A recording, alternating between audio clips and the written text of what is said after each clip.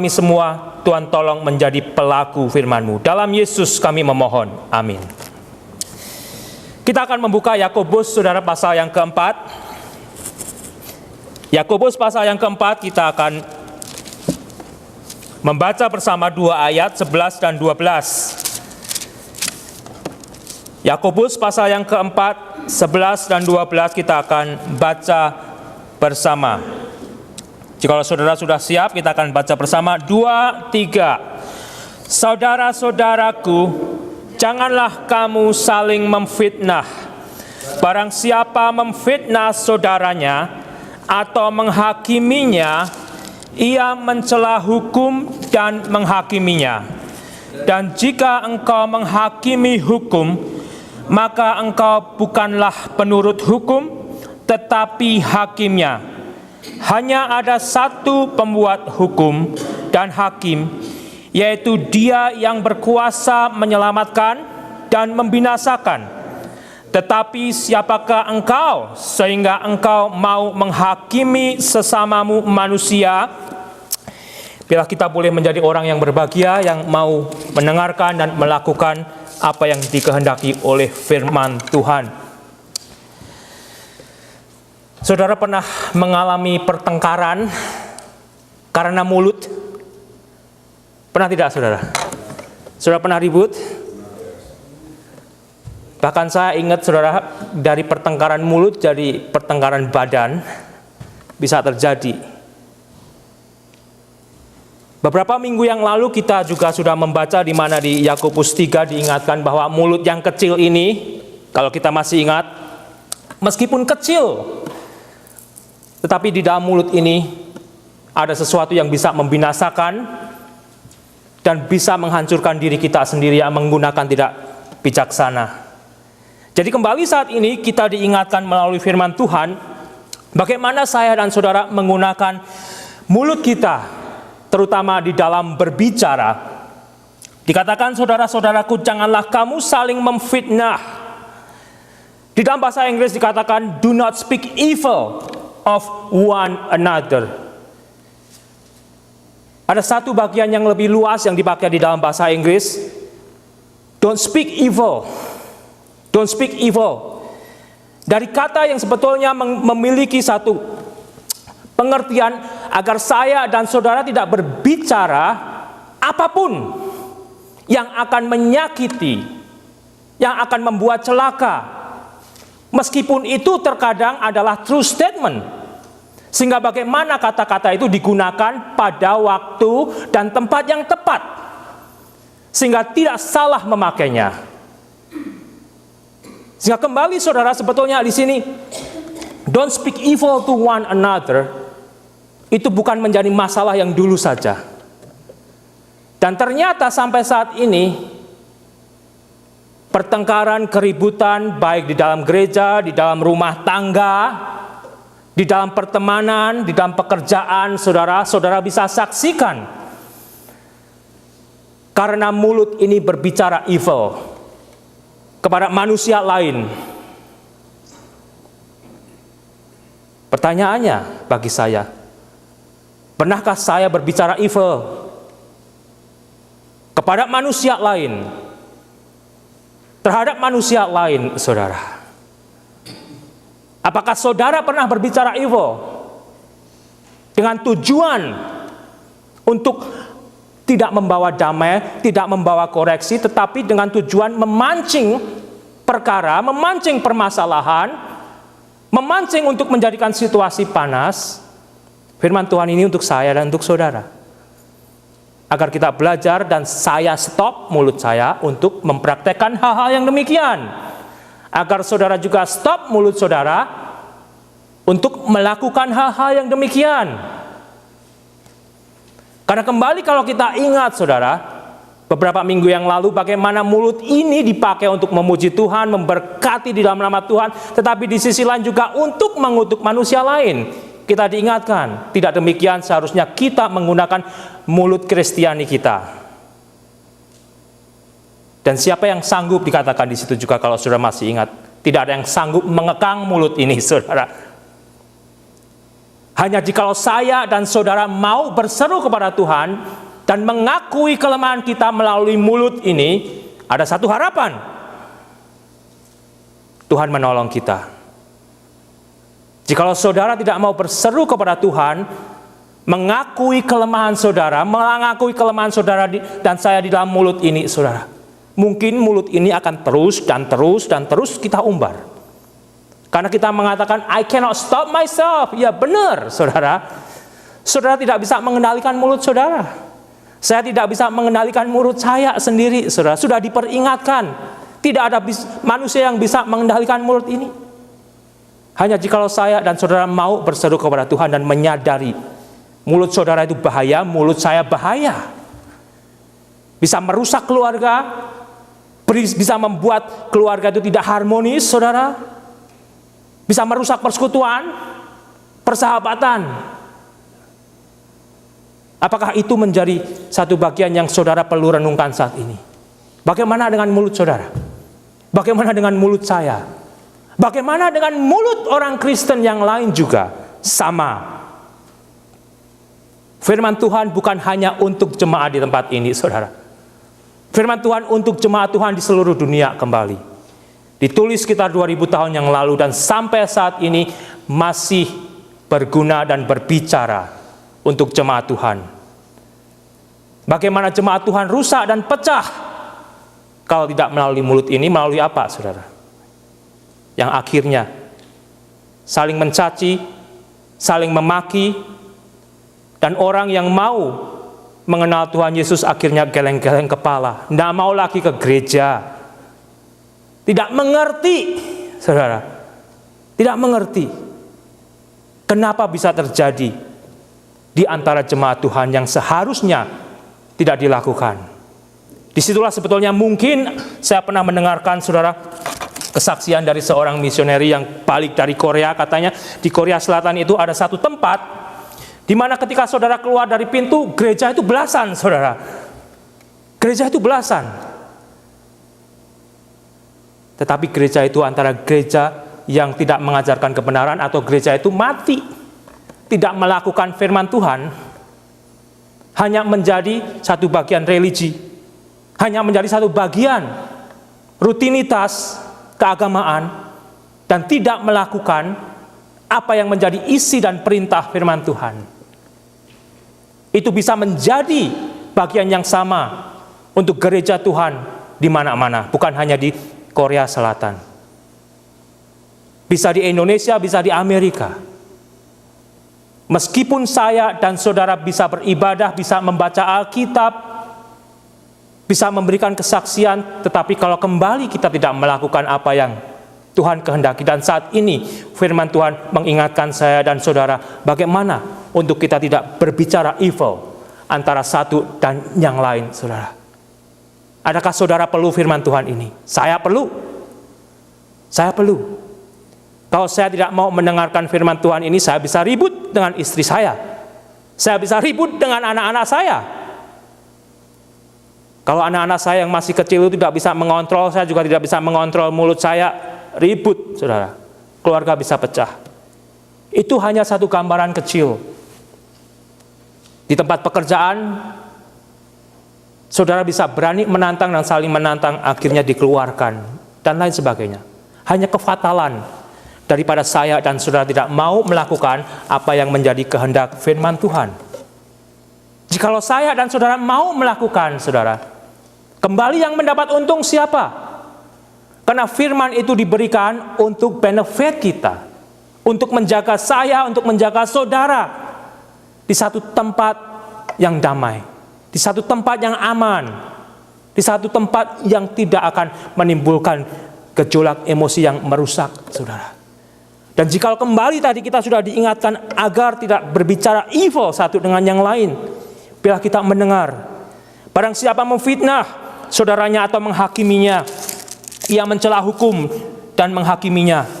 Dan jikalau engkau menghakimi hukum, maka engkau bukanlah penurut hukum tetapi hakimnya, saudara. Antara speak evil dan kemudian menghakimi begitu dekat. Begitu dekat.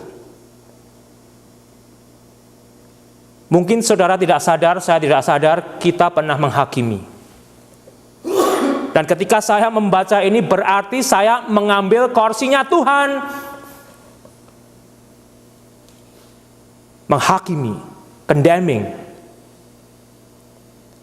Saya menempatkan diri di atas hukum Tuhan. Saudara menempatkan diri saudara di atas hukum Tuhan. Wow. Tidak sadar saudara bisa kita melakukan itu. Tetapi jika saat ini saya dan saudara disadarkan, adakah kita akan terus melakukan dosa yang demikian? Apakah saya akan terus melakukan dosa yang demikian? Menghakimi. Tetapi bukan berarti saudara, jikalau saudara melihat saya melakukan satu kehidupan di dalam dosa, saudara tidak berbicara kepada saya, "Hei Yusika, perbuatanmu itu berdosa, kamu akan celaka." Jikalau saudara tidak datang kepada saya, mungkin saudara tidak mengasihi saya. Tetapi saudara akan datang kepada saya bukan dengan untuk menghakimi, tetapi dengan untuk mengingatkan. Karena saudara ingin saya juga selamat, bertobat, saudara. Jadi kita akan menegur tetap mereka yang hidup di dalam dosa, tetapi bukan dengan tonasi untuk menghakimi. Karena kembali kita diingatkan, jikalau saya dan saudara menghakimi, kita menempatkan diri kita di atas hukum. Di atas hukum, saudara. Jikalau saudara nanti tetap melakukan pelanggaran dosa itu, saudara menempatkan diri saudara di atas hukum Tuhan. Sebetulnya menakutkan. Tapi jikalau kita tidak pay attention, bisa akan saya dan saudara tetap lakukan. Dan kalau kita lanjutkan lagi saudara, hanya ada satu pembuat hukum sebetulnya, dan hakim, yaitu dia yang berkuasa menyelamatkan dan membinasakan. Hanya ada satu. Saudara akan menemukan banyak hukum di dunia ini, tetapi hanya ada satu hukum yang bisa menyelamatkan jiwa manusia dan membinasakan jiwa manusia, yaitu Tuhan sendiri. Di dunia ini bisa membuat hukum yang menjatuhkan hukuman mati, hanya sebatas fisik. Tapi jika Tuhan membinasakan jiwa kita untuk selamanya. Jadi artinya saudara, sebetulnya saya dan saudara harus mengingat kembali kenapa saat ini, jikalau saudara mempunyai pengharapan surgawi, jikalau saudara mati malam hari ini, saudara tahu dengan pasti saudara akan berada di surga bersama Tuhan Yesus. Karena hanya kebaikan Tuhan semata melalui Yesus yang mati di atas kayu salib itu, saudara. Bapa di surga tidak menghukum saudara yang mau diselamatkan. Dan saudara telah menerima keselamatan itu. Dan bila jikalau saya dan saudara melihat orang lain yang sebetulnya dalam posisi yang sama, kita diberikan satu mentalitas baru yang seperti Yesus. Tidak menunjukkan penghakiman kita, tetapi menunjukkan hati kita yang mau menolong orang tersebut untuk ketemu Yesus dan bertobat, saudara. Dan tonasinya akan berbeda. Hati saudara akan berbeda. Saudara akan remuk redam melihat hal yang demikian. Saudara akan merasa terbeban, bukan dengan kemarahan, seolah-olah saudara mau menghajar orang yang demikian. Lihat diri kita sebelum kita di dalam keselamatan. Lihat diri saya sebelum saya diselamatkan di dalam Tuhan Yesus Kristus, saudara. Masa depan saya adalah neraka. Masa depan saudara juga adalah neraka. Di luar daripada keselamatan Tuhan Yesus Kristus. Dan jikalau kembali saat ini, bagaimana firman Tuhan melalui Yakobus ini berbicara kepada saya, berbicara kepada saudara untuk tidak menggunakan mulut ini untuk berbicara evil satu dengan yang lain. Karena Allah sudah mengasihi saudara di dalam Yesus Kristus. Allah sudah mengasihi saya di dalam Yesus Kristus. Dia mau memberikan anaknya dengan harga yang begitu mahal untuk mati di atas kayu salib, untuk menjadi tebusan bagi saya dan saudara. Dan bagi kita yang percaya, kita akan dibenarkan bukan karena perbuatan kita, karena iman kita kepada Yesus Kristus. Allah Bapa membenarkan kita melihat melalui iman kita kepada Yesus Kristus.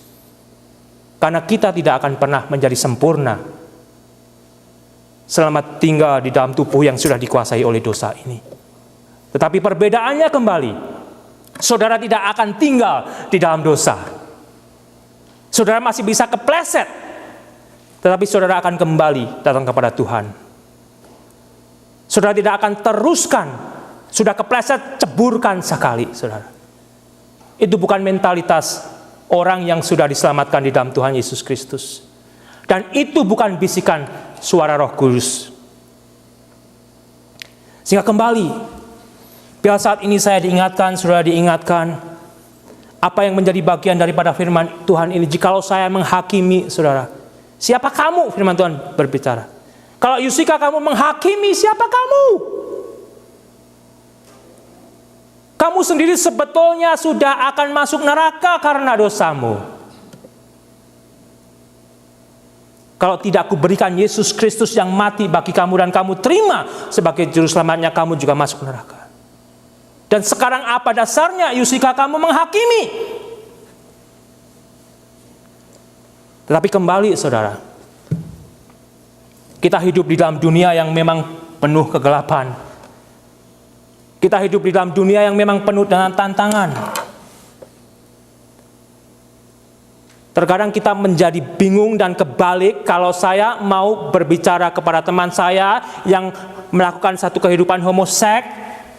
Nanti saya dibilang menghakimi. Kalau saya mau berbicara kepada teman Kristen saya yang kumpul kebo, kamu jangan kumpul kebo, dikira nanti saya menghakimi. Bukan demikian, saudara. Jikalau saudara benar-benar mengasihi orang tersebut, saudara akan tetap menegur.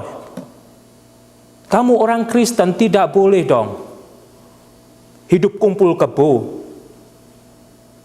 Karena jelas firman Tuhan menjanjikan bagi mereka yang mati di dalam dosanya, yang demikian tidak akan melihat kerajaan surga.